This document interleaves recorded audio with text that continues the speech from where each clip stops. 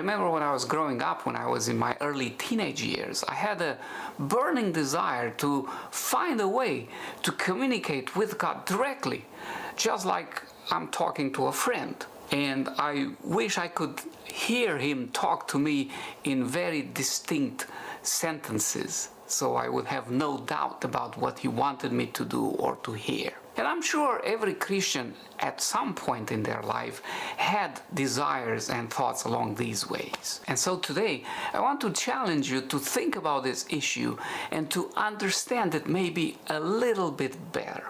So let's go to the first couple of verses in the first chapter of the book of Hebrews in the New Testament, where Paul, who is thought to be the author of this book, says that in the past, God spoke to our ancestors. He was talking about the Israelites in the Old Testament through the prophets at many times and in various ways. And if you go and read in the book of Deuteronomy and other books, even in the book of Job, you'll find that God reveals Himself sometimes through a dream, through a vision at night, but sometimes there were people, prophets, who He had conversations with, just like from person to person. Moses is a famous example in this way.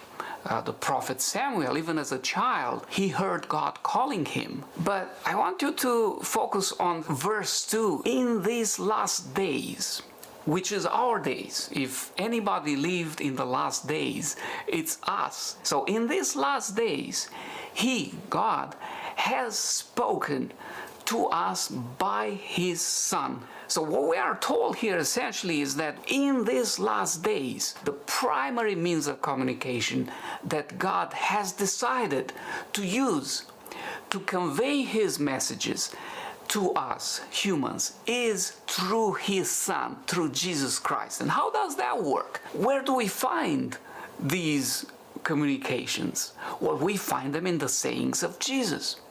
And this is, my friends, one of the main reasons why we ought to spend time reading the Gospels, reading the sayings of Jesus. So you see, my friend, if you find yourself in a situation where you long to hear the Word of God, where you desire, you wish for an answer to some of the dilemmas, the issues, the problems you encounter every day. If you haven't spent time immersing yourself in the words of Jesus, in what He already has revealed to you, you cannot expect. Now, God can make an exception for you for some reason. I'm not saying that's not possible. But by and large, you have to remember that God has decided to communicate with us in these last days primarily through His Son.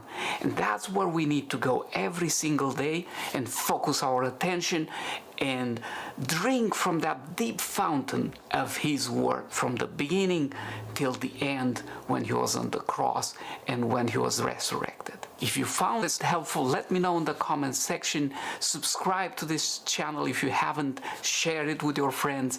And I'll see you next time when we'll take another drink from the Word.